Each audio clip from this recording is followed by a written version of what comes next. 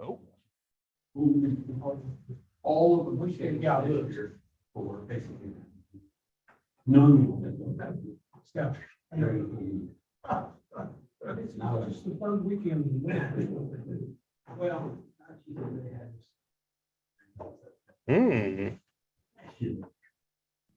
Last year, that's right. No, that's true. And they still.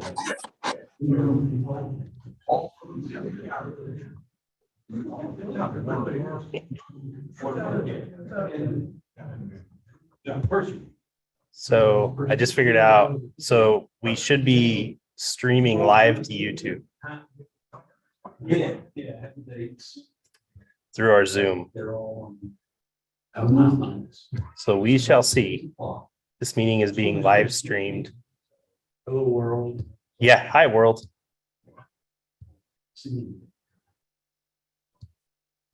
All right, let's see.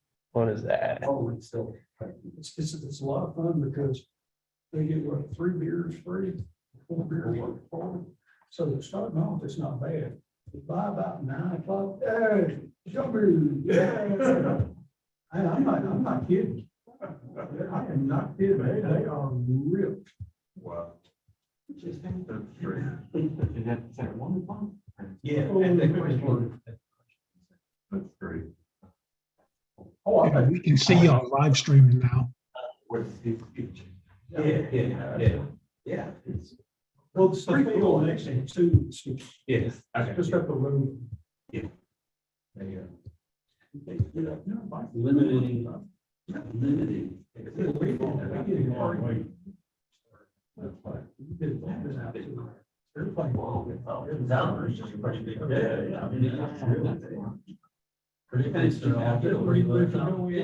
All right, so in theory, you guys should be seeing my presentation and it should be streaming on YouTube, in theory. Sure. This is whole new ground here, right? Like What account? BSAS. Yeah. BSAS.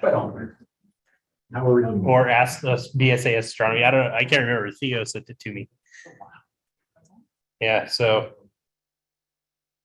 Is it streaming Zoom? yeah, it's streaming this. Yeah, so it's Zoom is streaming through YouTube. Okay, So so we can give the public. we could give the public YouTube thing and not get whatever photo bombed or whatever. I'm checking, Yeah. whatever. Have they ever decided the roads, is it gonna be on the third or what's the other road bank? Road bank? Road bank. Is it gonna be on the BSAS third or National the- _ Astro. No, he's not listening to.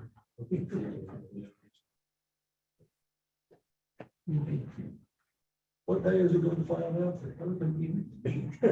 What night won't we be able to be? What night won't we be able to see it?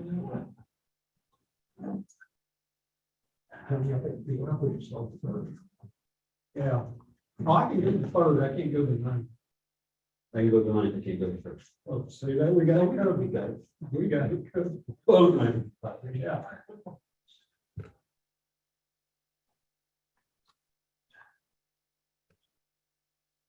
Is that us?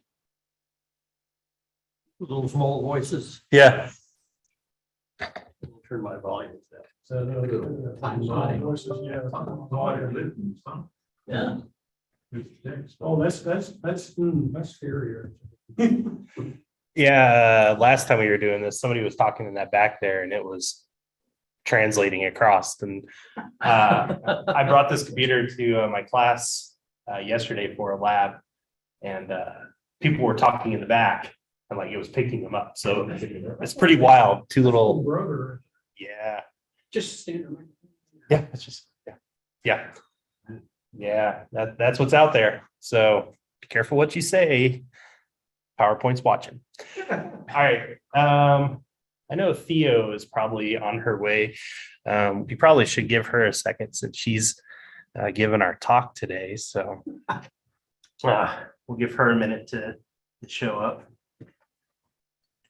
So Tony, to answer your question, I haven't heard about that road thing, whether it's the third or the ninth. Yeah. Oh, okay. I had drifted off, but didn't even answer, so I just, okay. Yeah, all right. Are you talking Rosebank? Yeah. All right. Are you talking to drivers with the teacher that was trying to set it up? No, I just posted it and said if you were interested in with the teacher Yeah. and, but I haven't heard back anything from the teacher, one way or another, so I can reach out.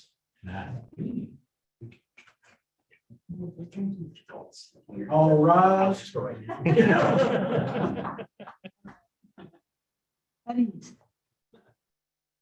Hi. All right, our guest of honor is here. About the binder that gave you 2 years ago. I got that. It says we have 2 people watching, which I think is fine with myself. If I can get on there, it'll be 3. Do we have like a YouTube channel? Yeah, we do have a YouTube channel, so we're gonna have to start putting that on the webpage too. You mean this is going out Yeah, this is on YouTube, apparently. in Zoom or just? Yeah, and Zoom. Sorry, let me do something. Live chat. No. Oh, wow. Yeah, we're gonna overload this thing. Hey, I'll stop watching. Let's just start singing drunken beer songs. I'll wear my pink. Oh, hey, yeah, there it is.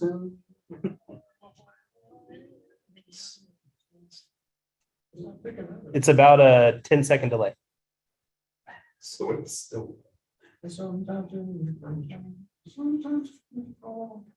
It's listening to you sing. It's pretty awesome. All right, I'll stop playing with this. All right, so welcome everybody. We'll go ahead and get started up today. Technology, right? We're eavesdropping and sending it over to YouTube. So welcome to the February member meeting of BSAS. Welcome everybody. Happy to see you. Been a month. I haven't made it out to any star parties lately, but again, it's always good to see everybody. So first off, I wanted to kind of, mention the date, February 15th. There is a Heart Nebula. So if you had the opportunity to check it out, that's what it should have looked like. However, I think we were clouded over last night too. So you wouldn't have got much luck out of it, but I felt like it was appropriate seeing as we just passed Valentine's Day. All right, so we'll get everything started up. I know I saw that we had the membership, the newsletter sent out with the minutes in it from last month's meeting, as well as the board meeting. Everybody hopefully had a chance to look over that. Were there any questions in regards to the happenings in either of those meetings? Nope. I don't see any hands on Zoom. So we're assuming that everything is good. Theo, do you have a treasurer's report for us? Yes, we have a little bit of money. Anyway, we have $9,603.56 in the bank and $661.89 in PayPal. I have 2 unclaimed handbooks. So the first 2 people that get to me at the end of the meeting can have them. I'll put it that way. Otherwise, social media is great. I had somebody say they would be cheerful to do Instagram, and so I told them to talk to you. And I said, I can no do. But about 2,000 people like us on Facebook, and we have about 21 to 22 followers on Twitter. Do they know us? Well, And we have 2 listeners on YouTube right now. yay. We'll have to start promoting that. That's pretty awesome. Yeah, that's why, and we did this for the virtual star parties, that people can get on, but they can't mess with your Zoom, but they can get on. Yeah, so I think that will definitely start. We could put that on Twitter and stuff like that, so that we don't have to give away our secrets. Yeah, And then, Would we do that at other star parks? I mean, you said you did it at the star park? well. For the we had, virtual.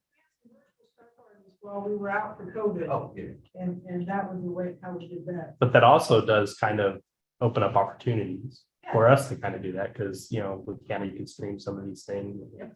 You could kind of do like a live session here and there. Yeah. I mean, somebody might be at the solar eclipse, you know? So, Like, yeah, planning on going to Dallas. Yeah. For that, yeah. I haven't nailed down where I'm gonna be for the annual yet, but that's what's coming. And to that, I actually poked, the Adventure Science Center, when we bought glasses in 2017, we piggybacked with them to have a larger order and get a better price. And, so I've asked them, hey, are you guys gonna order like sometime soon? And they were gonna get back to me. If I don't hear from them another week, and they'll phone them again, because October is coming, and we really want to have glasses for both events. So anyway, and if you were wondering, yeah. But this is what they look like in 2017. Right, so they had our logo on them. This was my really exciting, I'm not an artist, okay, but this is a custom design. They tell you that the next total clip in the US was April 8th, 2022. So we got a pile of these, we sold a pile of them. There has never been an eclipse for which too many of these were made. And, it's truly amazing how many people, even in places that where it was partial. I mean, for the partial, you need these all the time, but they wanted glasses. So anyway, they're always a hot item, and yeah, we made a ton of money. So I'm looking forward to doing that again. Hot, especially when you're staring at the sun with them on. Yep. All right, good deal. Keith, member report. So we're up, I think, 2 members from last month, up to 232. Ooh, nice. Yeah, Have you bounced anybody for not making news yet? not yet. Gotcha. I'm awfully nice. Yeah, thank you for that. I just paid today, literally. PayPal is amazing, right? So if you haven't paid your dues, PayPal, it's a little button, pay your, whatever it is, it works out fine. Don't have to make key either. So thank you, everybody, for taking care of that. You can always tell whenever Keith sends out an email, because our PayPal numbers go through the roof. So that's pretty awesome. So moving on. All right. Some of you have gotten emails from me asking about scopes, just trying to track them down so I can get my equipment thing set up. I know some people have asked about scopes, and inventory is low, but some people are about ready to circulate them back in.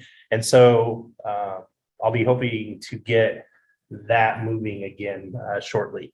For those that don't know, members or non-members alike, one of the perks of being a member is that we have loaner equipment. And so we still do have a few scopes that are available currently. But if you're thinking about, hey, these scopes are pretty interesting, I might want one, come use ours first, right? And so you can get a good feel of what a Daub is, or what a Schmidt Cassegrain is, or, you know, one of these other scopes. You can see how big they are. Would you be able to feasibly take it out every night or whenever you want to go? So it's a good program we have.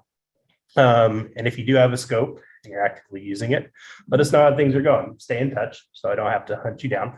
But just let us know that, like, hey, things are working good. I like this. I don't like this. How can I fix this? We're here to troubleshoot. Okay.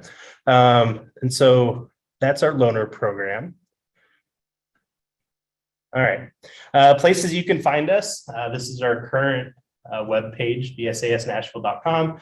Screenshot from today. Again, I always like to promote that Nashville clear sky chart. We want it dark. So today or tonight is not a good night for sky gazing. I mean, you can gaze at the sky, but you're gonna get a lot of clouds. And so the darker, the better. That's down there. We're trying to be better about updating public star party times and meeting times and things like that to keep everybody in the know. And of course, we still have the 90th anniversary Hatch Show prints, which are pretty awesome posters, especially if you collect Hatch Show material. They put together, I think it's proprietary to us, right? Like the little telescope person for Strictly our hatch print. So it's unique in its own way. So Limited edition. yeah, there you go. So those are available. Theo, 20, 25, 25 shipped to you. Shipping and 20 if you just want it here. Yeah, so 20 or 25, depending on method of delivery. So if you're interested in that, they are pretty nice. You can find us on Facebook, BSAS Nashville, where Theo keeps us apprised of very fun things. Like today, she posted, or I guess a couple days ago, she posted about the meeting tonight. So you can stay in tune with things going on with the club itself. But there's also random occasional posts about things going on in the world around us, like she did on Twitter today, basically telling people that we're not going to die from this next incoming asteroid. So because it's only 4,006,000 kilometers away, right? So it'll be close, but we have a moon between. So I think we'll be all right. But you can find us on Twitter at BSAS Nashville. Instagram, as mentioned, man, when they said have kids, they didn't really explicitly say how much time they're going to take. So that is the reason why Instagram's a work in progress. And if whoever was interested in Instagram running that, let me know. You hear me through the Zoom world or YouTube, right? If you want to take care of that, we can start getting that going, or at least until some stuff comes off my plate where I can kind of start putting things together there. Okay. You can, as a member, you get access to our Google Groups, which is if you go to Google Groups and search for BSAS Nashville, it'll come up.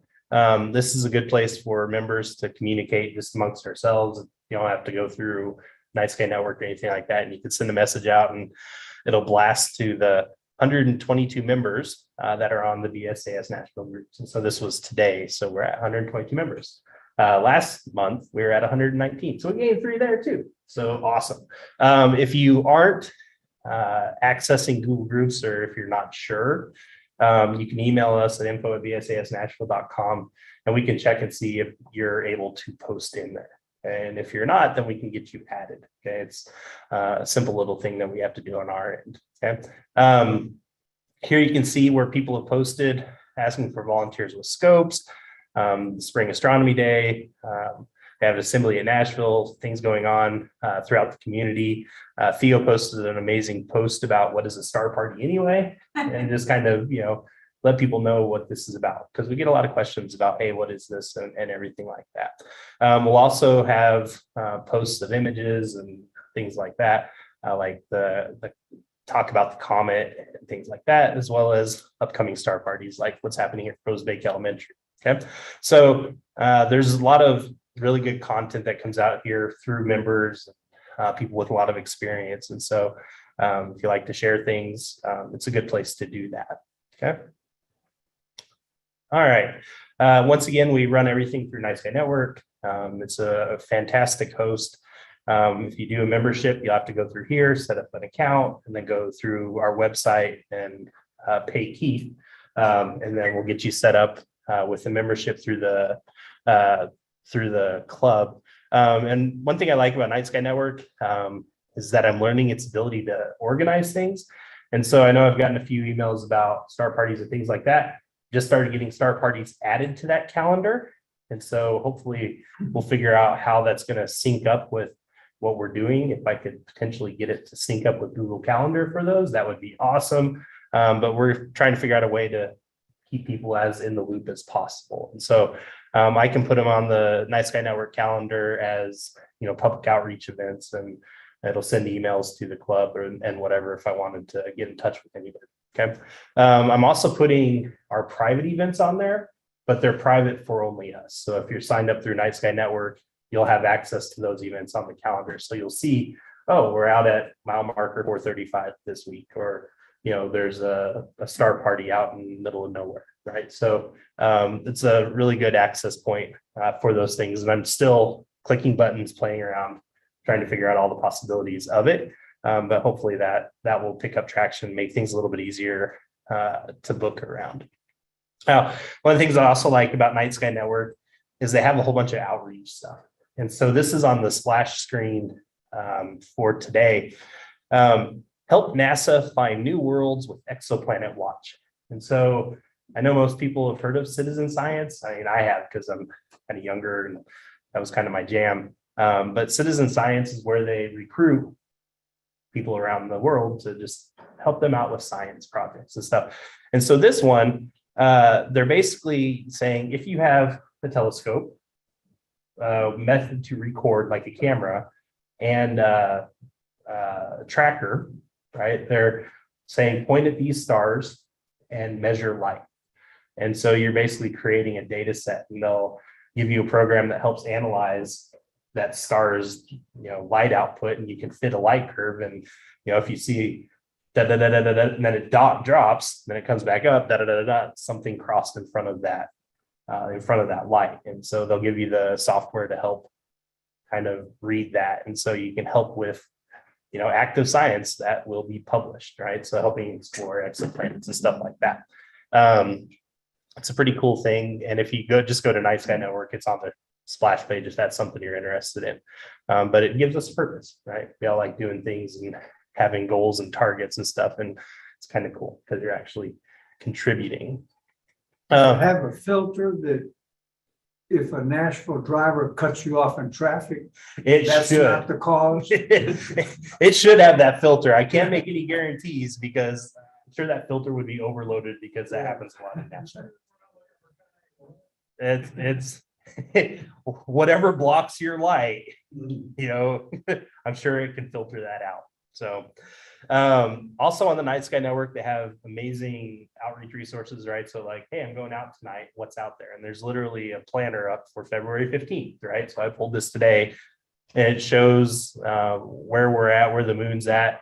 Got the nice little teapot here coming around. So there's photo op for the moon teapot if you can work your exposures, right? But it's always really good there. And then there's also outreach resources, and I was pulling this up just to see what it is. And it's simply kind of outreach where you can interact with people with those cards. And I pulled it off, and it's a PDF you can print out and fold them over and have them sitting out or tape them to playing cards and things like that. And it's kind of just another way to get outreach with the community. And what's really cool is when I clicked on this, you can go through and it has all the things available, and they are really promoting outreach. And so at the bottom, there's somebody here's how I use them in outreach, and it has her this activity, right, and how she sets it up and things like that. So if you're I don't know if I'm going to be any good at a star party interacting with the community, here's a simple way to start. And it's kind of like an icebreaker. So good, star parties and outreach, good for all ages and all levels. Just getting out and talking about the things that we enjoy. So again, I'm exploring more and more into this page. So I'm finding new things every day. Let's see. This past January, we had a few things going on. January 21st, we had a private star party scheduled. Did anybody go to that? I didn't see any chatter on Google Groups. I think it might have been Cloud. Is that right? I mean, I don't know. I can't remember that far back these days. January 27th, Gary and Chuck had something at Timberland Park. Is that right? It was the All About the Moon. Did that go pretty well? Anybody? Yep. Was there a lot of people there? Well, they capped it at 20, I believe, because of their parking capacity. And we had a few no-shows who had signed up, but overall it went well. Chuck did a great job with his NASA displays and a lot of interest there, and presentation was well received. And we had clear skies. And your journey was good, yeah. So Chuck got the comment up in his site, so we showed him that, several good items. That's awesome. I know you mentioned that there's potential for future things out there. Yeah, they would like to do one a quarter. Okay. So we talked a little bit about possible topics, but the format's always going to be a presentation and viewing. So that gives us some capacity to introduce some people to parts of our hobby that are, maybe new to them and then experience. Yeah, that's really great. Well, thank you guys for doing that. And so I know I've been out to Timberland for hiking, and I'm trying to remember, like, there wasn't much open canopy, I thought, right? So, Well, you know, I didn't think there was either, and they do have access to a reserve that's at the back end of their park. Okay. You hike to it for like a mile and a half, or you can drive to it. There's a large parking area. And it would actually make a really good place for us to have a Messier Marathon.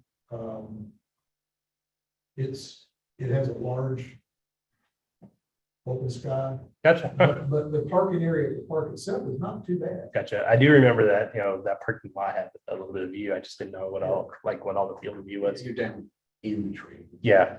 Yeah, It's and probably they- about sorry. 30-35. Yeah.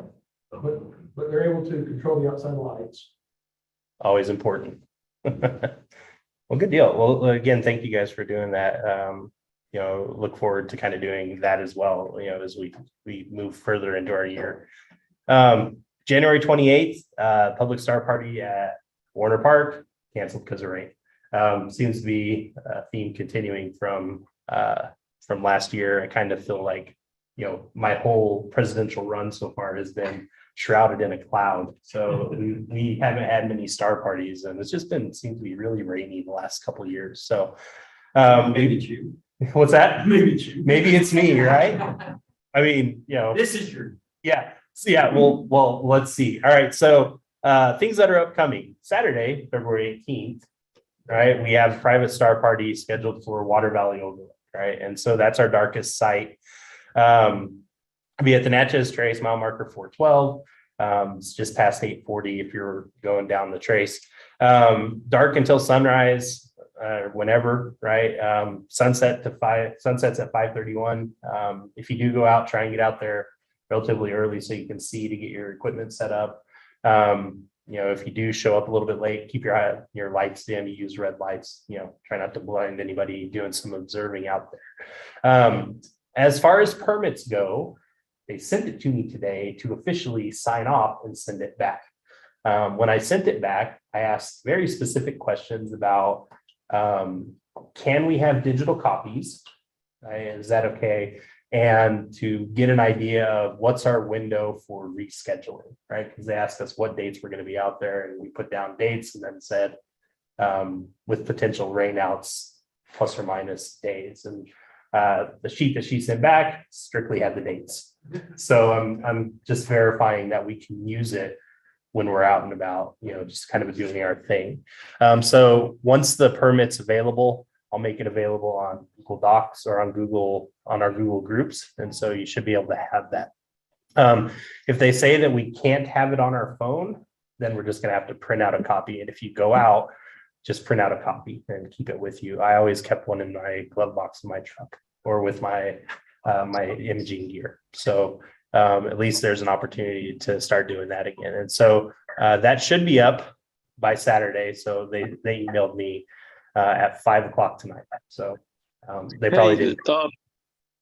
This is Ron Ladd talking. Hi, Ron. I just wanted to point out to people, I live as the crow flies 2 miles from the Water Valley Overlook.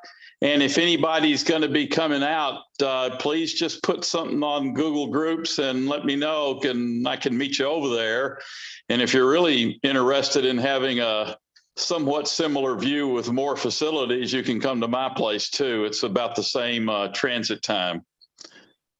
As somebody who's been to Ron's place, the facilities are fantastic and the view is great as well. Is Ron willing to host the Messier Marathon? Yeah, and Ron, I sent you an email today asking, would you be willing to host the Messier Marathon this year? Yes, I responded to you this morning at about, 6 or something. So, but I noticed you haven't looked at your email, had a chance to look at your email yet and see it. I'm willing to host that again, but it's you headed in like the 3rd week of April, and it's really March. Whichever one works for you. So whichever one works. Well, it's the new moon is the 21st, and the Messier websites say that the 17, 18, or I think it's 24, 25, whatever those Fridays and Saturdays are, neither one's fine with me. Well, we'll go with whatever the weather is probably, because in March, we tend to get cold fronts that come through and have a lot of periods of rain. Well, it worked out really well last year to have an official date and then have the makeup date the day before to kind of trick whatever entities are out there to mess with our weather. So we'll get more in touch with you as time goes on. And if we do plan to put something together in March, so like that's a month away. So we'll get on that to get in touch with you to try and get that scheduled. But if you haven't done Messier Marathon or haven't been to Ron's house, it is a great place to observe. And so, and there is a bathroom, so you don't have to go and shake a tree and worry about a bear. So, so thank you, Ron, for that. But if you do, decide to go out on the Natchez Trace, make sure you have a permit. One thing to kind of know is that I pulled up weather.com and we got this. 36 degrees Saturday night, cloudy early with partial clearing expected. Now, partial clearing, I can't guarantee, right? But that sounds better than what's now.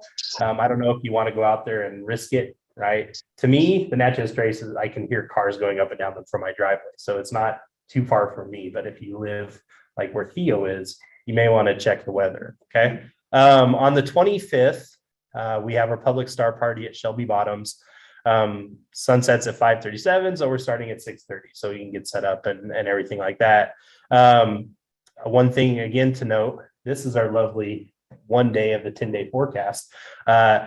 Moving into the February 25th, it's already calling for rain, right? Because we've scheduled our star party. Yeah, exactly. So the next thing coming up is March 15th is our next member meeting. It'll be here in person and maybe streaming on YouTube again. 10-day forecast isn't far, like still can't get out. So I don't know if it's going to rain that night, but if it's like everything else, bring your umbrella. Okay. Keep your fingers crossed. Hopefully weather's change and wind blows and stuff like that. That kind of clears things out. So we have a lot of upcoming events. I just kind of wanted to throw out there, over the last couple of years, we've been working with the Middle Tennessee Science Fair, Science and Engineering Fair people. Dr. Murphy is a fellow professor at Belmont, and he kind of runs this thing. And so last year, I volunteered to do some judging and things like that. And we also host a prize for the top 3 astronomy related projects. Now, last year, we were kind of all still coming out of COVID, and the one poster that was astronomy related no-showed us.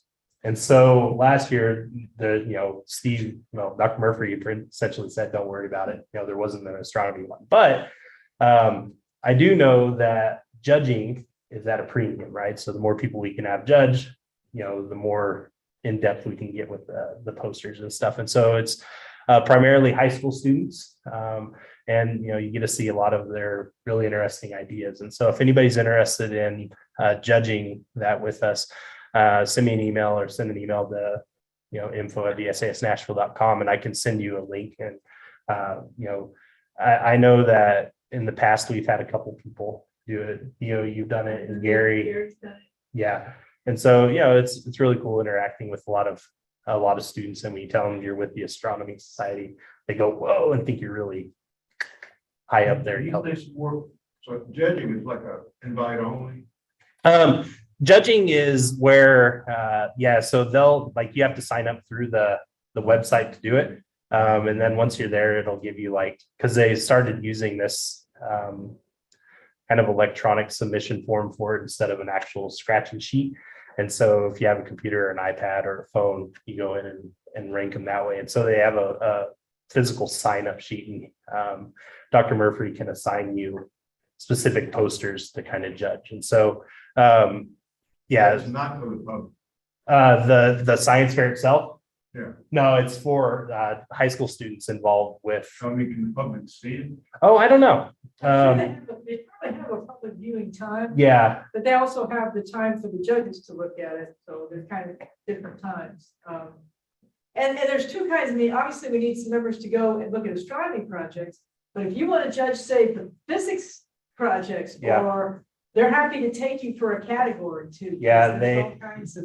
last year, one of the cooler ones I saw was somebody trying to create sustainable hydroponic ponds out here to grow vegetation, right? Like fruits and vegetables and stuff like that, floating on a little pond, and fish in there, creating your own fertilizer, kind of things like that, and they had some really cool, that was one of the cooler ones there. Another one was looking at, how well the router does through certain metals in the walls and things like that, trying to gauge that thing and what can they do to increase router, efficiency and things like that, or Wi-Fi efficiency. So, you get the whole gamut of these. And then on the other side of that, there were definitely some students who did stuff as undergrads or as high school students with Vanderbilt. And so I saw a couple names on there from people I worked with that were PIs that worked with these students on, various chemical compounds and stuff like that, giving them little tastes of science and moving forward. So it's always good to, get students early interested in these things, and, going by and just chatting with them and asking about the research kind of, gives them all right, this is amazing. People care about this stuff. So The students are there when you're judging. so when what happened last time was, yes, everybody was there and you're just kind of walking around the posters, and then you're talking to the students, asking them questions and things like that, and then you kind of go about your way, and then time's up and you can kind of go and get a final look at the posters. What they used to do was have people come in poster by poster, and they'd present to you and you could ask them questions and then give them a grade, and then they go out. But last year, I think that there were just so many posters that it was just kind of like, all right, you're assigned to these 10, go find them, kind of thing. So, yeah. So last year there was a lot of submissions, and, coming out of COVID, right? Like, I don't know if, numbers this year are going to be more, right? But there were quite a number of them. So if anybody's interested in doing that, definitely get in touch with that. I can talk to Dr. Murphy and ask and see if public are invited to this, to one of those sessions one way or another. It's held over at Belmont in the 4th floor of my building. So it's literally right above my office. So it's not too bad.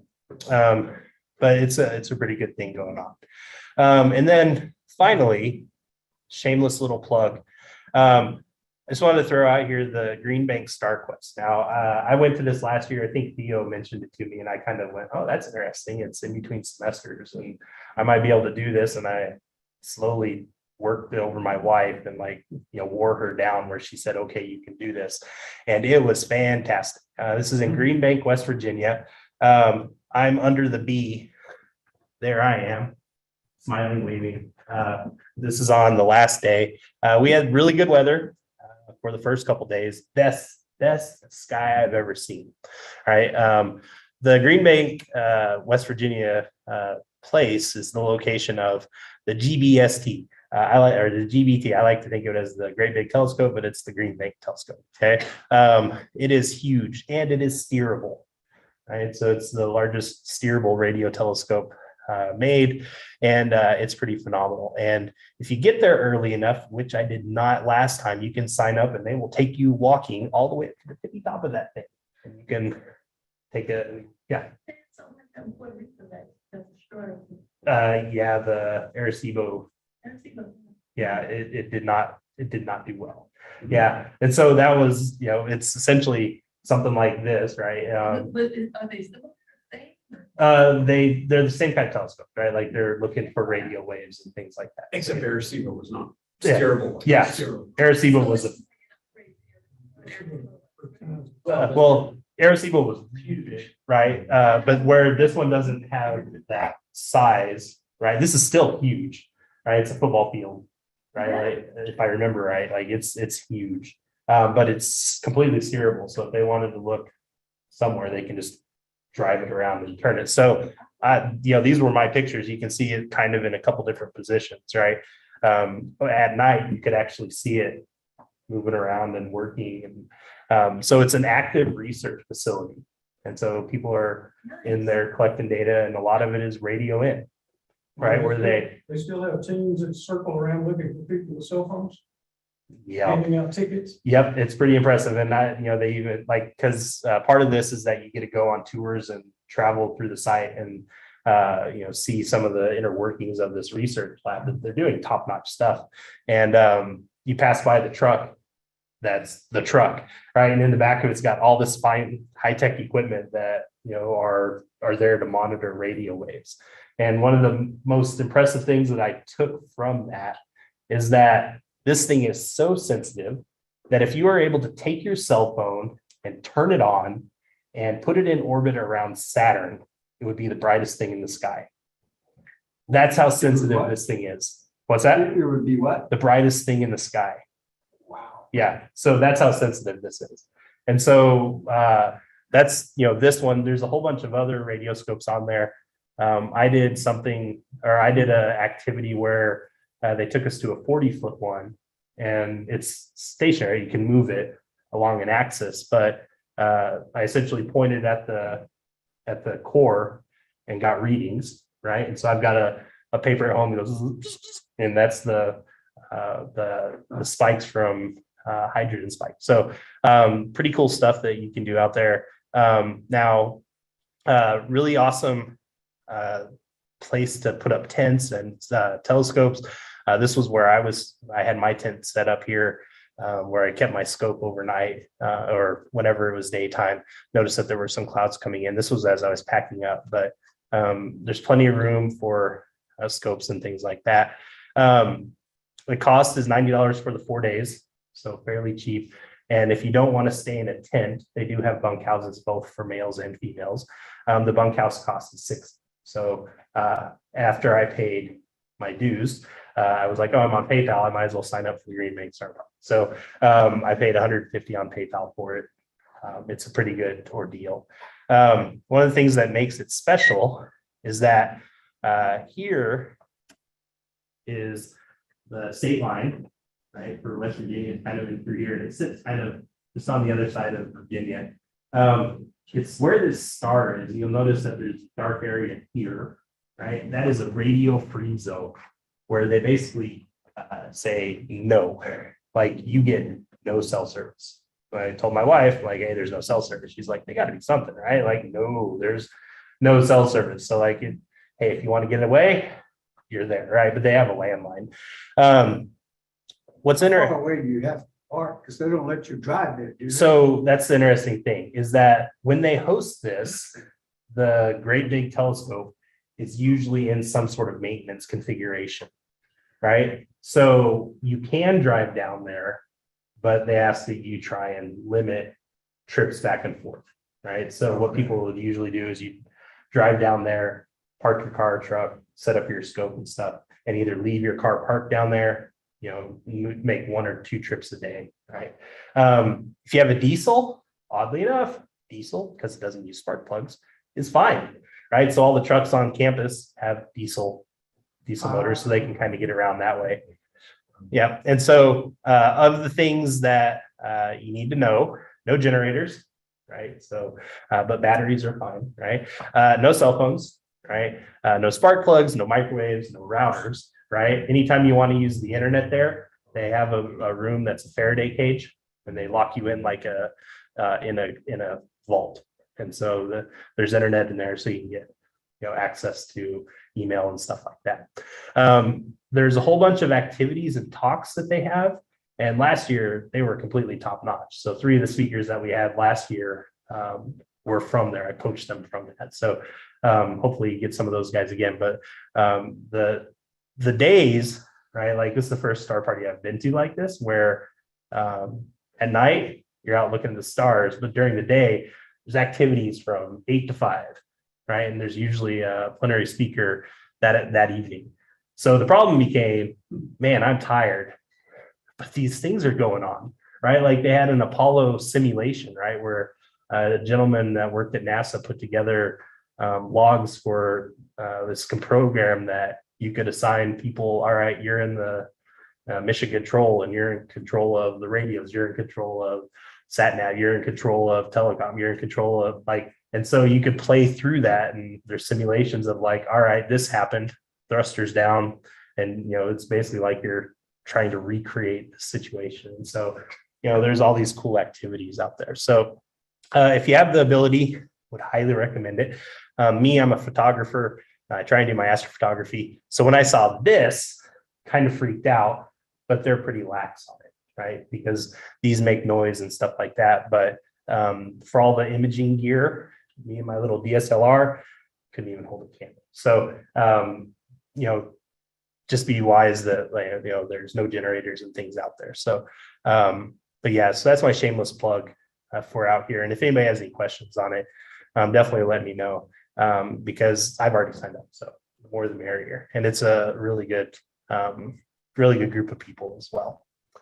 All right, that's all I got. I know I talked a lot tonight. So does anybody have any questions? Yeah. I'm just talking to Kim at Rosebank, Okay. and she would still like to do it on March 3rd. Would Okay. like to know who can be there on March 3rd. Theo, Tony Two behind you. hands behind you. Tony, anybody else? Oh, what is the event? Steve?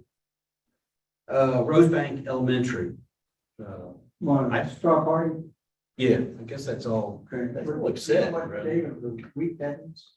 March 3rd. I think it's Friday. Third is Friday because I give tests on the Wednesday, and that's the first. My students are already complaining because they just had a test Monday. So that's how I Theo, know. Tony, and Steve, I think Andy had his hand up. Andy, Awesome. That's a good contingent. So I'll let her know. hopefully weather will cooperate. I could either just, you let me screen share. You want to screen share? That way we can keep the stream alive. All right. Before you started, I came in late, but I've also got a request from one of my Scoutmaster friends who teaches 5th grade at just down the street at John Trotwood Moore. They have a space class that's finishing, and he wanted to have a straw party on February 24th, which is Friday of next week, or the following Friday. So if anyone's interested in that, see me afterwards, and I guess I'll take advantage of the posting Yeah, that we can do on the internet, but there's a heads up for that. for sure. That'd be great. I have a little rink-a-dink telescope, but I told her, I said I'd try to get some bigger telescopes. That'd be 4 days past the new moon, by the way, so the crescent moon will be in the sky, plus Venus and Jupiter, so What date?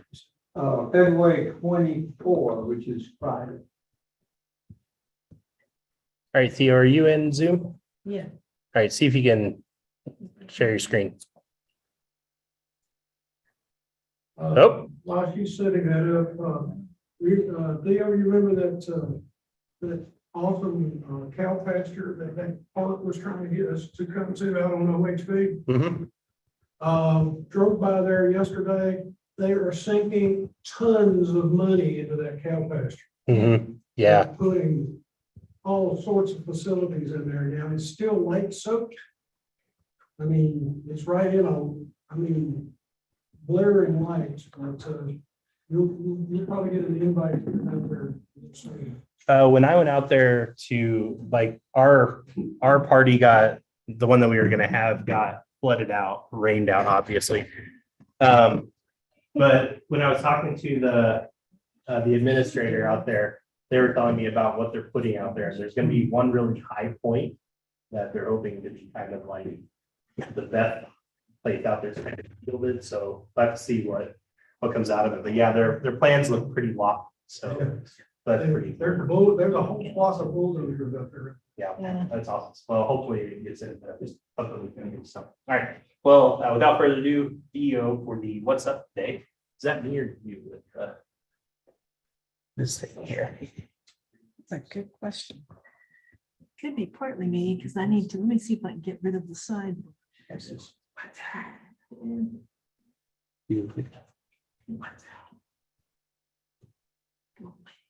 Oh, what's that? Be this. Which is, I don't even know what. Here, he's dragging this away. Yeah, I don't really care. Not open. Please move this window away from the shared application. No kidding. Here you go. I can get it.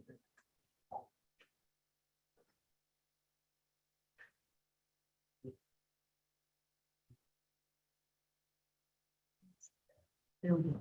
That should do it. All right, you're good to go. All right. I don't know. I just think it- All right, so this should be a little bit of fun. I was worried that I wasn't going to have a long enough presentation, which I don't know why I always worry about. I can pretty much talk infinitely amount. And I see It's the got- top one. So, but I second, recommendations for any and all of the big star parties. There was, this week was the Winter Star Party down in Florida, and I am going to make that one of these years. Also, I literally just got an email today about Texas Star Party. And You they're know- doing registration there. It's Yeah. huge. The Texas one is huge. I think they basically, you sign up and then they draw straws to see who gets to go. I won't go to that one. And this is just me and me making a point to no one else but me. But years ago, I thought, hey, the Texas Star Parade, it's really cool. And it really is. They have a lot of stuff. And I saw a tab on their website that said ladies of the Texas Star Party. I said, cool. I click on that. The assumption is that any ladies that are there were dragged there by men and are not interested in astronomy. Sometime after that, Astronomy Magazine had this article, which they periodically run. Oh, it's so bad that why are no more women in astronomy or interested in amateurs? Why is it all guys? I go, this, Yeah. you know? And I actually wrote a letter to the editor and I go, "Da-da-da-da-da-da." And they wrote me back and they go, you make good points, but can you not mention the Texas Star Party by name? Can you make it more general? Just say advertise, right? I do. It's okay. And I did, that was fine. But that's just sort of part of the problem. You know, it's, the assumption is that if you're there and you're a woman, then you want a tea party and not astronomy. Okay. Enough ranting. That's one reason though why I like to show up for our star parties, because I feel like there should be a lady on the field. And I do programs. If I get asked for anything that has to do with young ladies, I'm going to show up, put together the telescope to show them that this is not a dude thing. The telescope doesn't care who you are, what you are. The cameras don't care what you are. So anyway, all right. So we're going to do a little bit of tooling around the night sky, and I thought I would. This is working, right? Let's put that in here. There we go. So, a lot of people say, well, I don't have a telescope. All you really need to be awake past bedtime. Or you don't have to do this, right? I sometimes just will step out because it's, 15 degrees outside and nobody wants to stand out all night in that. But you can just step out. We take walks a lot of times in the evenings and you can enjoy the night sky. You don't have to stay up all night. All you have to really do is look up. Do you need to own an expensive telescope? No, you come with two, right? And you can augment your two telescopes with whatever you can, but you can start with your eyes. People have been doing that for thousands of years. Do you have to go far, far out in the country? Yeah, the view is better there, but 95% of the viewing you'll ever do is from your own yard. So don't let that stop you, I don't see all those constellations. Well, I mean, nobody's going to see us, a sea goat, right? They don't even exist. But part of the reason why we don't see is, as long as it's seasonal, I can live with it. There's another nice piece of architectural lighting. Yeah, we use a lot of light at night. And we would like to encourage people to not use so much light at night. I just got a letter today about some new construction at a place down in Franklin where they want to fancify their entrance with those really nasty acorn lights. That's what I call them. They're old timey lights. They're all over downtown now on the pole, and they have these glass bulbs, and the particular ones they chose have the pole in the bottom, and then everything that's coming out is at the top. What are they lighting up? Chinese balloons. That's it. So also, I know there are cool apps on phones. Sometimes I use them, but in general, try really hard to put the phone down, because next thing you know, you're checking your email, you're doing other stuff, and those phones are really bright, and now you're messing with your own dark adaptation. So if you can, it takes about 20 minutes for your eyes to become fully dark adapted. So let that happen, you know, figure out what you want to look at before you go outside and try to put the phone down. So what can we see? How do we know what to look for? It helps to have a few resources, like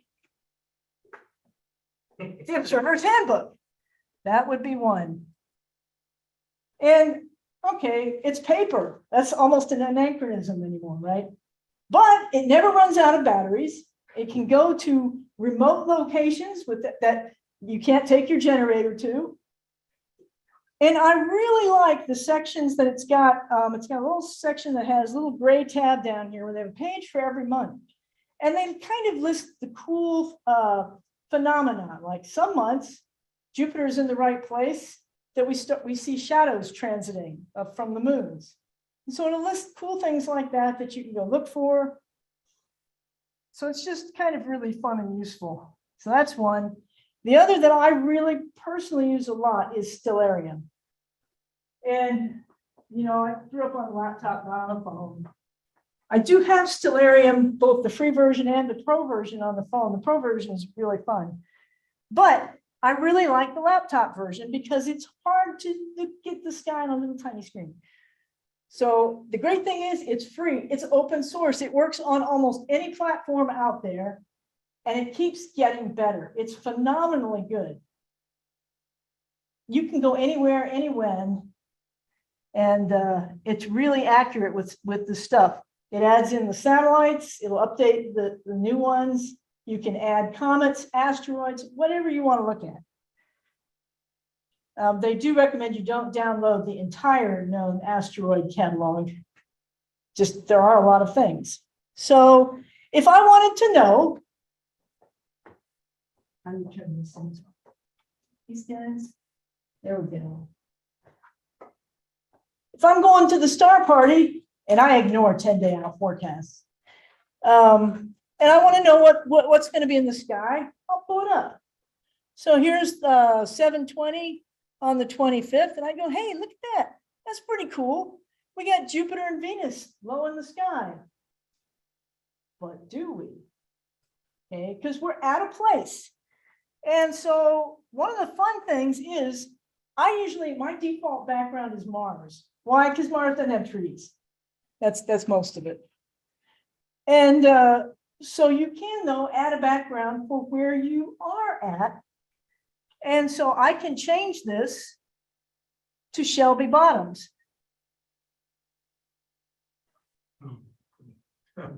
And so now you can see what things are over the trees, or in this case, the train trestle.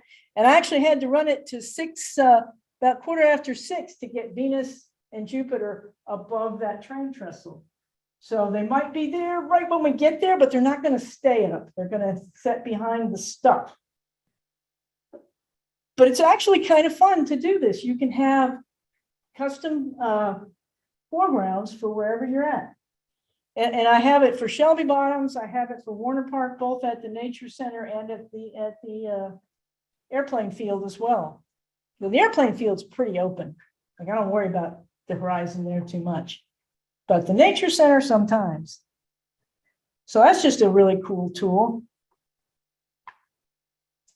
And okay, maybe we're going to lose the planets. Not everybody's going to do the moon. Maybe you want some deep sky objects for the big honking telescope that you did bring out.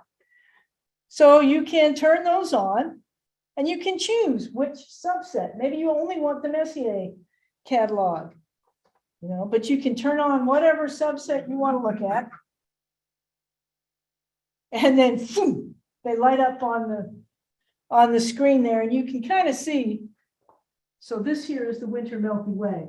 Yes, the Milky Way is up in the wintertime. You can't see it. You can't see the summer one much either.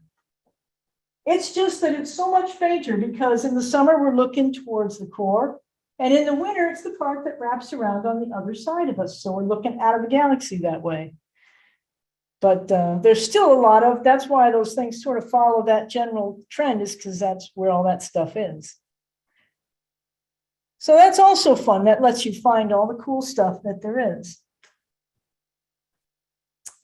Another really cool thing is, what about my telescope? What would the Pleiades look like with my telescope and my eyepiece? And you can put in your telescope and your eyepieces, and it'll show you what the view is, how big it is, and what you're going to see. And that's kind of fun if you want to know what's it going to look like. What eyepiece should I use for that?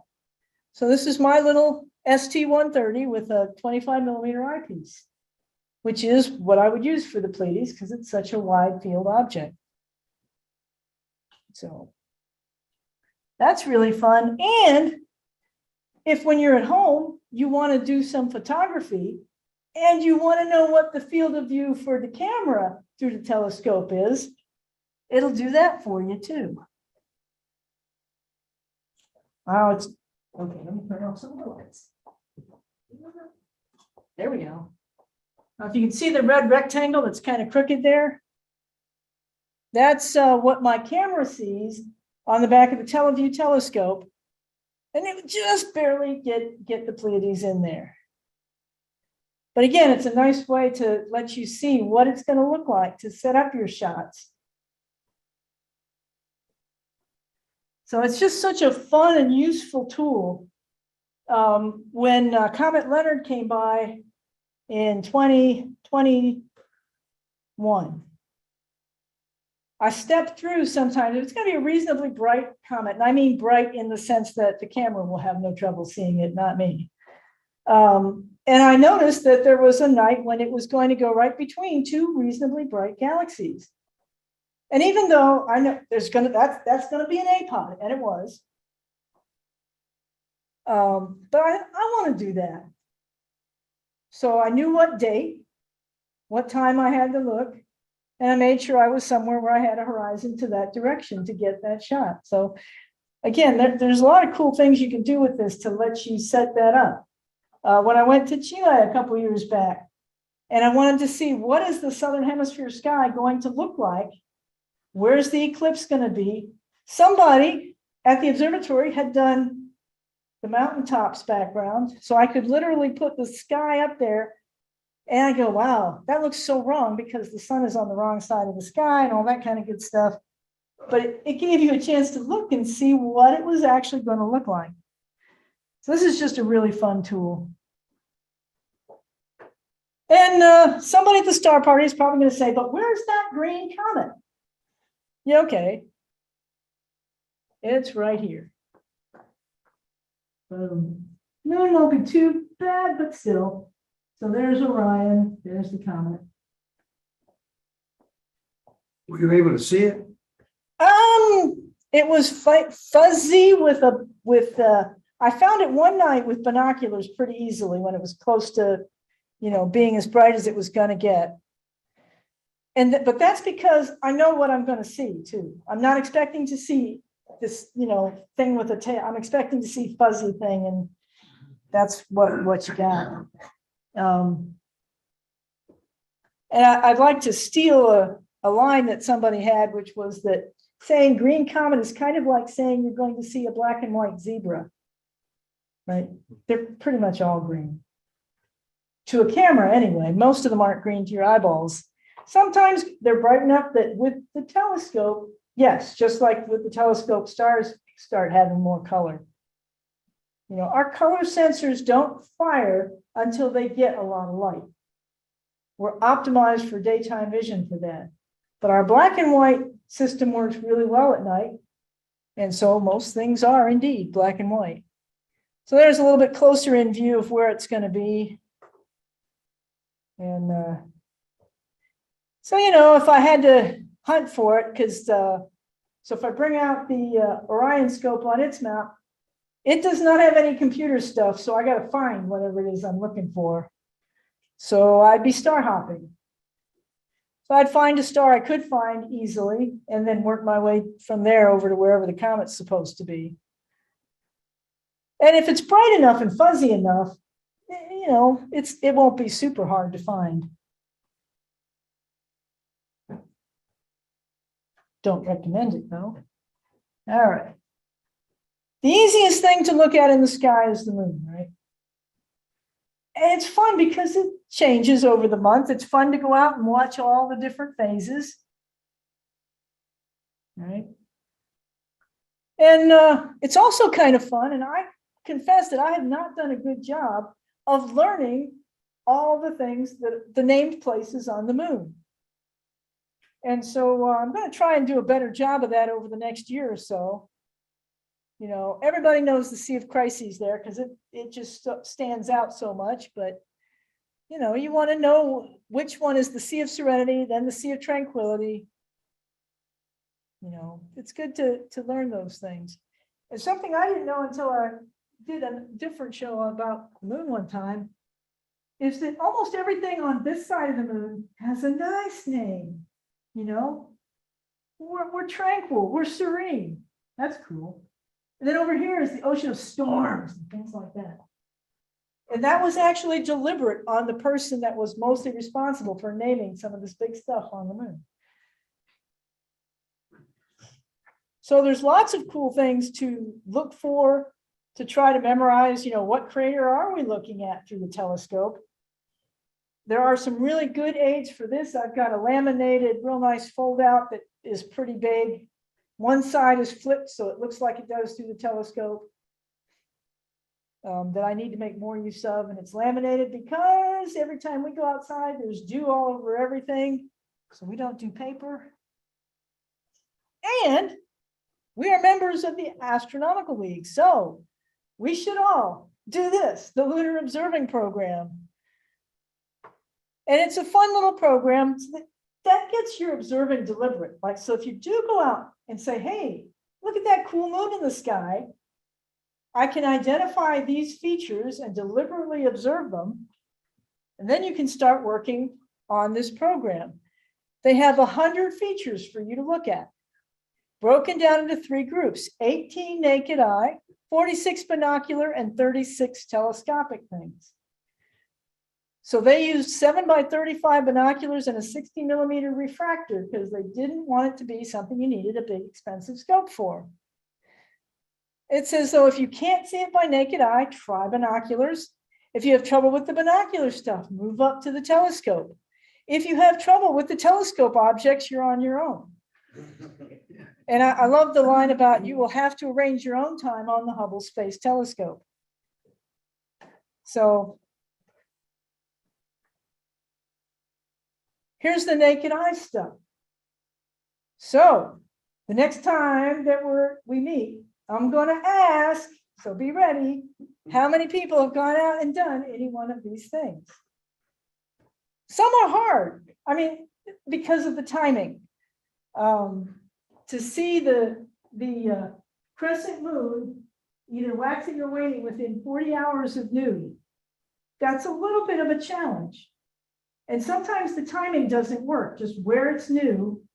It's hard, especially on the morning side, I think, to catch it. You know, and we're coming up to April is a lunar or a solar eclipse. And so the moon's going to be really close when it's young or old to the sun. That's going to be tough. I figure I might be able to see the waning crescent moon maybe in May is going to be a good month. So, but still, this is a fun thing to work on. And when you're done, they'll send you a really cool pin and certificate. All right. And of course, you can do fun things like take pictures of the tiniest moon of the year and the biggest moon of the year. Or you can even get kind of fun. This is the whole sequence from tiny to big and back again. if you don't think it stands out that one of those is a supermoon, you'd be right. It's a continuous up and down, right? It's not little, big, little. You can also look for this particularly cool thing. Oh, let's see if this shows up. I was trying to amp the contrast a little bit, but there is a little X right here. There are two mountain peaks that kind of cross right there, ridges, and they get lit by the sunlight when it's just a certain time, either on one side of the quarter moon. I think it's either right before or right after. And you can look it up online when that is. Oh boy, the V doesn't show up well at all, but I think it's right here. But it really stands out to your eye, even in a pair of binoculars, if you catch it. And so it's kind of one of those fun things. It's an accident of light, but it makes a cool thing, and people go out and look for it. Actually shows up well on the screen, just not on the TV. And then if you want to really have some fun, there's a parking lot on Charlotte Avenue. Charlotte runs pretty much east-west. And there's a little hill as you kind of come up to, I think it's 28th Street. You've got a nice shot at downtown. And occasionally the moon rises. So you've got enough space where your zoom lens can make the moon look huge compared to the buildings. And it's a little bit of fun. I've done that off of the hospital, like off the St. Thomas parking garage, looking downtown. So, okay, so the moon is easy. There are 5 planets, right, that have been observed since antiquity.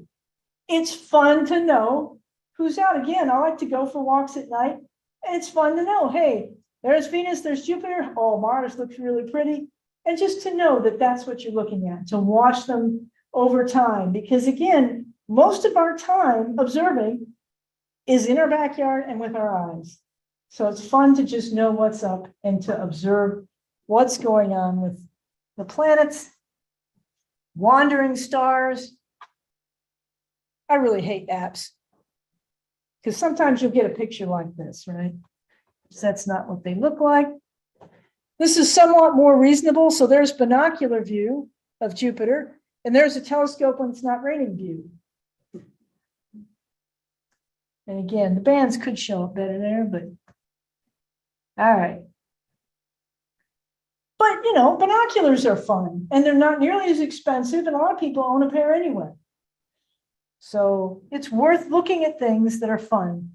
I'm a big fan of open clusters. No particular reason. I just think they're cool. They're young stars, you know, newly formed. They're usually not babies, but they're teenagers, young adults. So there's M45, the Pleiades, which we already saw and talked about. Another nice one this time of year is M44, the Beehive cluster. It's just not, it's a little farther out, so it's not as bright and well known. It is, if you're at Pickett State Park, a naked eye object. You can see that with your eyes. How you find?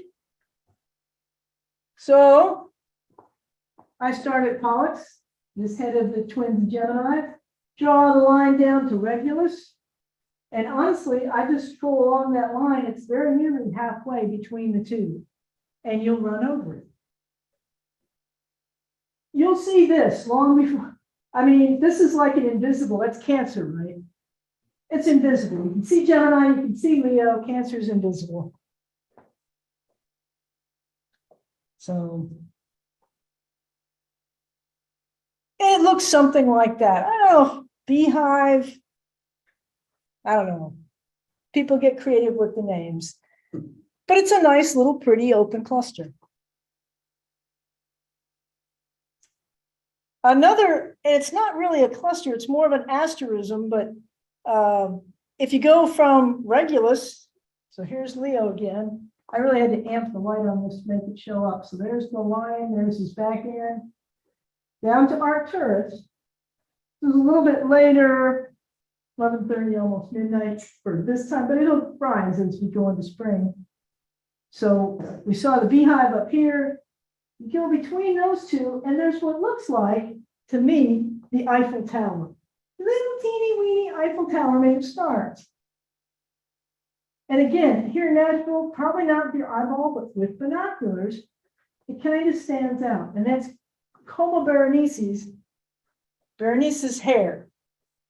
This is, I don't know if it looks like hair. It's never drawn, like it's drawn like just a right angle thing on star charts. So, but I like looking for that. That's really key. Again, just a pretty thing to look at with binoculars in our night sky. That's kind of a more close-in view. And I had the deep sky objects turned on. So what you start seeing are little red ellipses all over the place. And that's because the other thing that happens as you move towards Leo and then beyond Leo towards Virgo is you start seeing galaxies. Because now you are looking out of our galaxy and out into space, and boy, oh boy, is it full of galaxies. So maybe you do have a telescope. M81, 82. A classic thing to look for. Bode's Nebula is what M81 is called. And there's the Big Dipper. So it's up here, kind of next to the head of the bear. And the fun thing is you get a twofer on this one. Zoom in a little bit. There's the top of the dipper towards the bottom. There's two galaxies and they fit within the same telescope field of view. One is a nice spiral. The other one, people like to call it a disturbed galaxy because it is. It's also called the cigar galaxy. Yeah, okay. But these two are not only close in our view, they're close in actual space. They're interacting with each other. And that is just wreaking havoc on the cigar guy on the left. So he's got a lot of funky stuff going on at the core, a lot of star formation. Gravity is having some fun. If you do observe galaxies, and if you photograph galaxies, I will do this from since a couple years ago from now on. I took this picture, not this particular one, but my husband said, oh, the telescope's not doing right. Well, he was out of town one night. It was clear. I said, okay, I'm going to put it together when he's not around and see what's going on. I set it up, worked fine. User error, don't know what the problem was. What am I going to do? Put the camera on, let's take some pictures. What am I going to take a picture of? Well, it's, February or whatever. Let's do these two. So I did. But, I had to go to work the next day, so the camera got put away. Didn't look at any of the pictures. A couple days later, I'm in the lunchroom, and Drew Gilmore, who some of you know, said, hey, did you hear about the supernova in M82? I said, what? And sure enough, it was there on my image. It was there on, I don't even know how many people because it's so much photographed. Somebody's taking a picture of it every night, probably more than one somebody's. And like 3 days after I looked at it, and at the same night, one of our members down in Murfreesboro was doing a live broadcast. He did some live streaming and he was John Kramer and he was looking at it, same thing. Nobody saw it. But 3 days later, a group of professors with their students in England looked at it. So I said, there's a bright spot there, which isn't on our standard picture because it had a supernova. So all of us who didn't look at our pictures or pay attention could have been listed as the discoverer of a supernova. Extremely frustrating. But just to say that you never know, even with your little telescope or not very expensive camera, what you might see. This was January of this year? No, this particular picture was taken January of this year, but the supernova was, I don't know, 2014 or 15, somewhere in there. Okay. The Leo triplet. Again, you get extra bonus galaxies. So that is down here. So there's Leo. There. And it's, you might even be able to get, depends on the view of your telescope. So there's a little bit closer in view. And there's what they look like. So it's two kind of spirals. And the guy on the right there is called the Hamburger Galaxy. All right, I can go with that. So the two spirals are Messier objects, and that guy's an NGC galaxy. All right, so we got those guys, NGC 3628.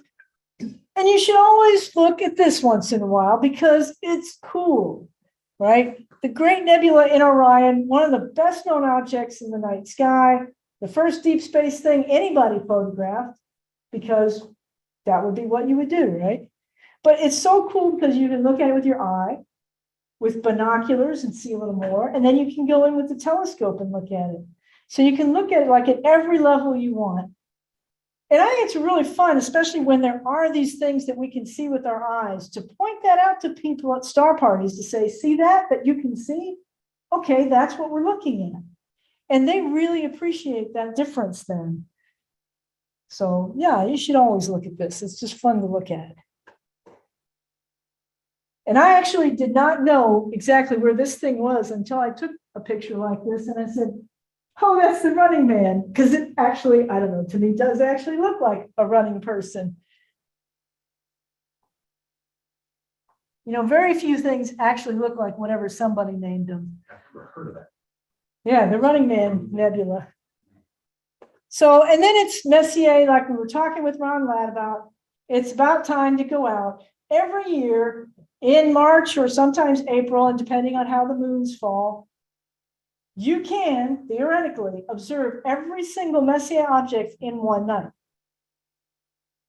Now, it's really hard, but that's not the point. The point is really just to have a little bit of fun, where you can tool around and see how many, you can challenge yourself to find them.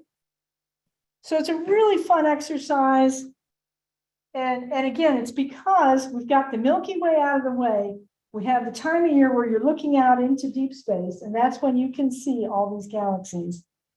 So you go from sundown, you start with some easy stuff in the west, you keep going across the sky, trying to keep up with the rotation, until finally you end up with stuff that's just disappearing in the dawn.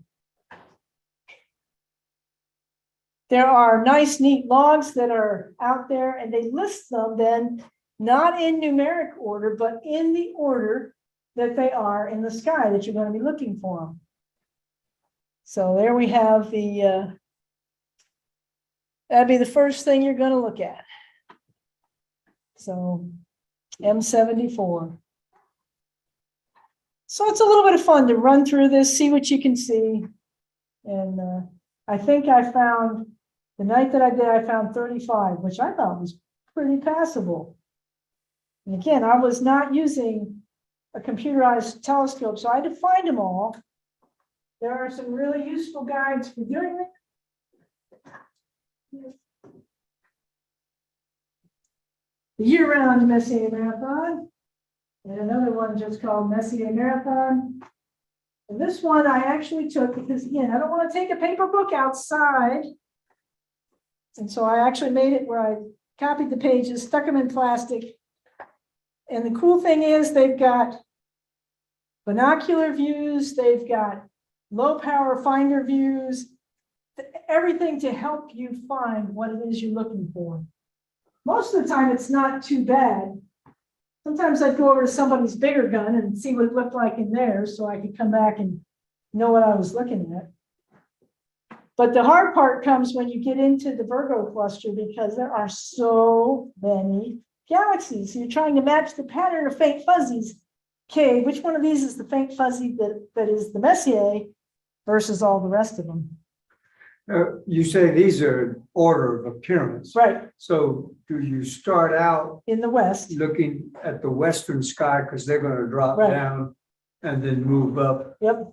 Says new things come up in the east. Yep, and you keep going. And it's a challenge to keep up. The darned earth spins really fast. Yeah. But If you're really good, there's a little lull in there. yeah, there are some gaps. I mean, there wasn't, other than they weren't comets, there wasn't a lot of, logic in the list. They were just that start out with the list of things that annoyed Messier, because he was looking for comets, and these were fuzzy things that were not comets. And then he padded out the list a little bit because somebody started another rival list, and it was going to be longer than his. So he added in obvious stuff like the Orion Nebula and the Pleiades that, I mean, you don't need to know those aren't comets. You know they're not. But anyway, it turned out to be a really useful list because it's the cool stuff in the night sky. And, you know, it's sort of evenly distributed between globular clusters, open clusters, nebulae, and galaxies. So they're all fun. And then, of course, when you're outside, you should also just look up every now and then, even during the daytime, because you never know what you'll see. And this time of year is a great time to look for sun halos, moon halos, you know, sundogs. We get a lot of those high, thin clouds. If I see high, thin clouds, I go running outside and I'm doing what I tell people not to do, which is looking toward the sun. But, you know, it's fun to see some of those phenomena. Up in the Arctic, they get they'll have multiple halos and arcs and stuff going on. It's just gorgeous. But this is a good time of year to look for stuff like that too. And I'm also going to put in a pitch for Globe at Night.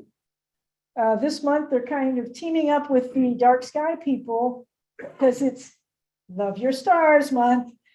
And Orion is one of the featured constellations. This is a really cool thing to measure light pollution. This is another citizen science project. And what they do is they have like a bunch of different views that go from hardly any stars to a lot of stars, and you pick the view that matches what you see. And you can tell it, okay, I'm here. This is what I see. You know, you can tell it what kind of sky you were having and submit. And they get tens of thousands of observations all over the world. And so it's a really fun, and I'd really like to see some more from Nashville because I should only have like 2 or 3. So go home and do this. It's easy to not Friday night, maybe. And it's just a cool way again. I think this is a great citizen science project. It's been going on now for a number of years, and they just wrote a paper using the data to show that light pollution was increasing. What is apparent to us on the ground was increasing faster than what the satellite data would suggest. Because the satellites only see what comes up. We also get the sideways light, the stuff in our eyes. So to us, light pollution is increasing much faster than what just the satellite data would say. So that was an interesting, result from looking at the data. Yeah, I don't want to interrupt too much here, but I know that you've been working with the Dark Sky Association. Yes. What's kind of working with that? Like, can you guys start putting together teams for Tennessee or? So what we finally did, because there was a chapter here in Middle Tennessee, and almost everyone that was sort of the founding members, they all died, basically. The only one that's still left was Joe Boyd. So it kind of, like a lot of groups do, ran downhill and nobody was really active. So I finally asked the Dark Sky people, do you have like a mailing list of everybody who's an IDA member here in Middle Tennessee? Well, yeah. And about the same time I asked, a lady who's an advocate in Memphis asked the same question. And IDA is trying to restructure itself a little bit. So what they want are not individual chapters, they want statewide, like a state chapter, and you can meet, in smaller groups from that. So we just, like last week, got the charter for Tennessee. So there will be an official Tennessee IDA chapter, and we've got the mailing list for all the IDA members in Tennessee. So if you're an IDA member, you probably got a mailing within the last week, an email mailing. And if not, let me know and we'll get you on the list. But we're going to start trying to connect people. Hey, here we are.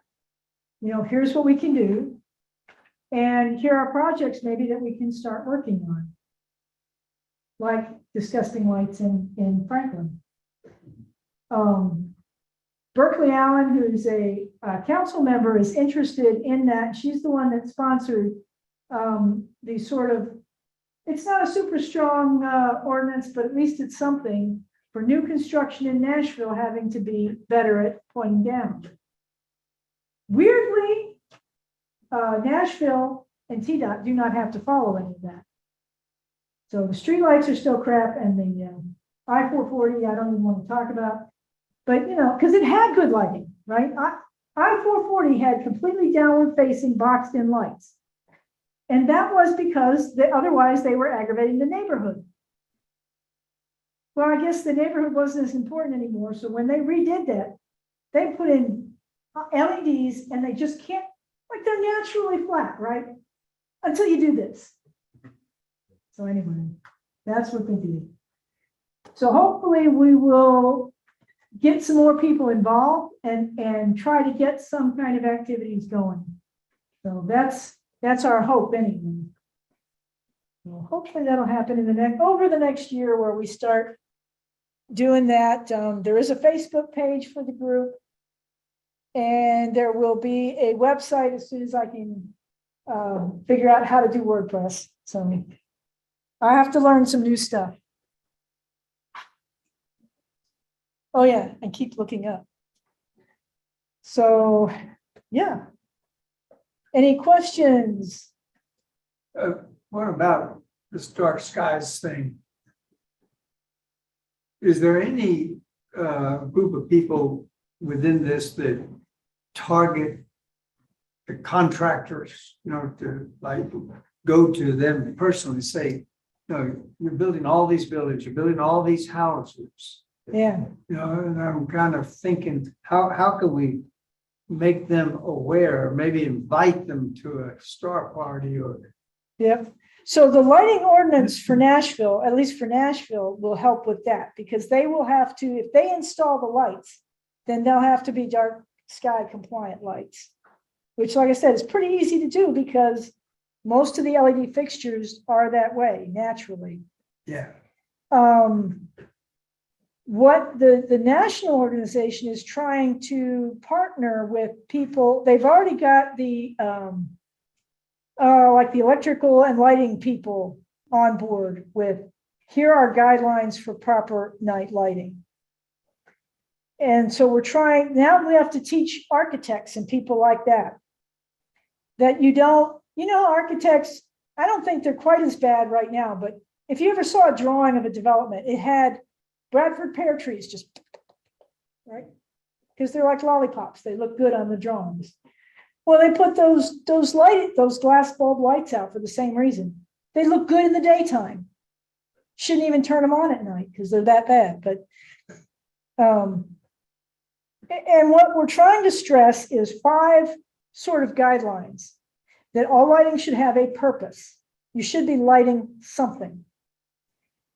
It should have as much light as you need for what you're doing.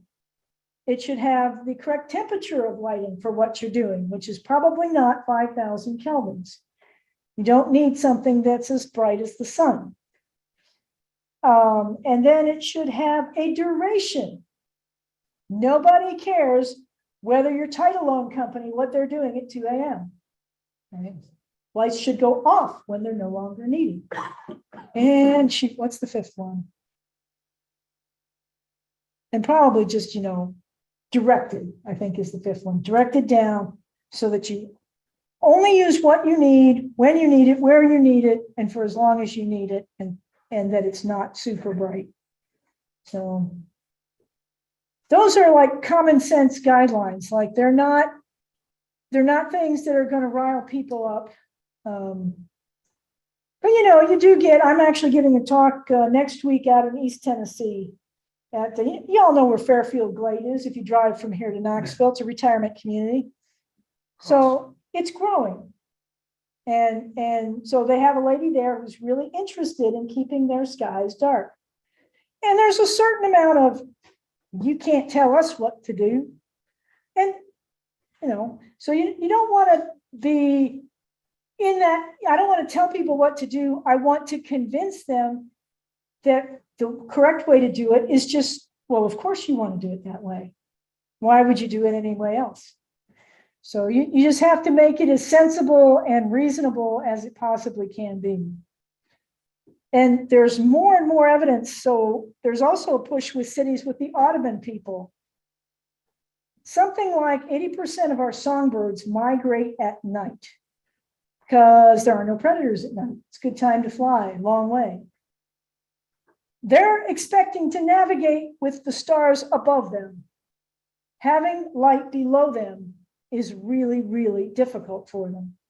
And we're losing millions of songbirds a year because we're pointing the lights up. And that's something that people can identify with. Yeah. Of the songbirds, what happened? What do you mean you're losing a plane? What exactly? They actually get confused because, like, what am I seeing? They will fly down toward the lights and then they strike buildings. Buildings, actually, there's a lot, and they pick up, you wouldn't believe how many dead birds every day. They get tired and they're trying to migrate over long distances. Right. So they're tired, they're hungry, and then they're roosting now in cities, which is not really where they belong. So it's a bad all around. And that's something that I was talking to a little girl at Warner Park, and she says, oh, that's not good. So people can identify with that, right? So it's not a nebulous, I'm not going to ask anybody to turn their lights off because I want to look at the stars. You know, I want it to be, you don't realize how much we're interacting with the world around us.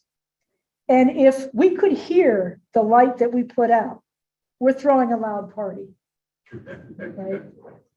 And most people don't have a problem with telling their neighbors to tune it down. But we have, because we don't hear the light and we can shut the blinds. And the other thing I like to say is that, didn't your mama tell you that when you leave a room, you turn off the lights? That's just a big room outdoors. So when you leave it, turn off the lights. All the animals out there will say, thank you very much. Now we can do what we need to do. And so anyway, that's where we're at. IDA is also completely, they're going to redo their website. And they are trying really hard to make more feedback. Like they never used to get to do feedback of any kind with the members. And they're trying to get people more involved in different ways. So hopefully it's like maturing as an organization. So we'll see what happens, but it's a good time for this. How many people have seen a Starlink? All right. I was going to say, surely. The satellite things, I mean, SpaceX wants some, Amazon wants some, every country wants their own. Next thing you know, there's a lot of crap up there in the sky, and it's all reflective. So, there's conversations that will go on. So it's a good time to be doing this, and yeah. Hopefully we'll get some clear skies. Well, thank you so much.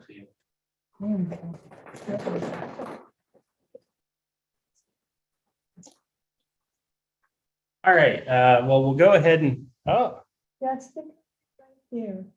doesn't look very green. However, Mars. It's a nice shot. Where's that from? It's in my backyard. Nice. When? The 3rd. No, the 13th. 13th. Sorry, that was because I knew it would be there. And with the 50 millimeter lens, I knew that if I could see these two, it would be there. Yeah, it's going to be there somewhere. Yeah. Yeah, that's awesome. Well, again, thank you. Thank you, everybody, for being here in person or tuning in on Zoom or YouTube, right? Now that we have that opportunity, we'll make sure we promote the heck out of that. I turned it on while I was back there. There was a little 30-second, it's over here, it's not mine. There was like a little 30-second delay, but that works, right? It's like a little sensor. Yeah. I want to mention two things. April 15th, we have the Bells Bend Outdoor Recreation Festival. Yep. So we're going to have a booth out there. So if anybody's interested in coming out and doing some solar viewing and talking about whatever. And the moon will be up, right? It's first, didn't I say it was first quarter? I think it's. I think. I don't know if it will or not, What's but a month from today? What was that second? Besides cloudy.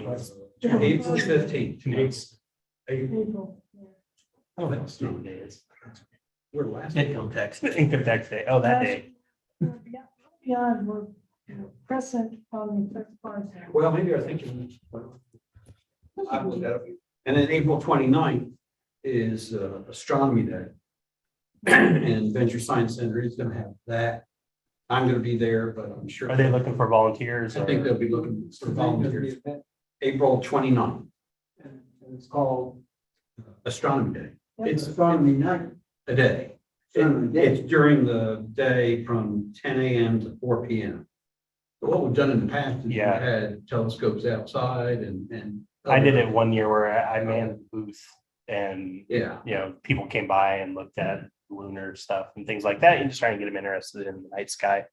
It was a good thing. So all of these things, I know Theo's got them on a calendar that she's sharing with me, like with our star parties and stuff like that. And I'm working on putting them all on that night sky thing. And so like for the Adventure Science Center thing or the Astronomy Day and stuff like that, I'll have it on there as, you know, community outreach events. So it should show up as public for anybody that's searching for activities through Night Sky Network. And like I said, I don't know how it'll interact with, like, you know, if we can set up an alert to send to people like in 2 days, this is going to happen kind of thing. But I'm looking into that as well, just to kind of get things on people's radar so they can go, oh yeah, we have a private star party in 2 days. Maybe I want to go kind of thing. So I'm looking into seeing if we can get some sort of alert system set up for those. So that'd be one of those things. Like, so I was definitely going to put the Outdoor Fest. I think it's actually already on our calendar because I remember putting that on. And so I think I got to May. So I'm working my way through the rest of the year. So, but again, things to come. And thank you for, you know, doing all your outreach and bringing that up to us. So any other items to get through tonight? All right, good deal. Well, thank you again so much, everybody. Thank you, everybody on Zoom. Really appreciate everybody showing up. I'm going to go ahead and end the meeting now and shut off our Zoom, but thank you, everybody. And hopefully I'll see you guys out some dark skies or even next month. All right, bye, everybody. Yeah. You can remember it again. yes. I got your poster. I got your poster. Yeah. I carry it around.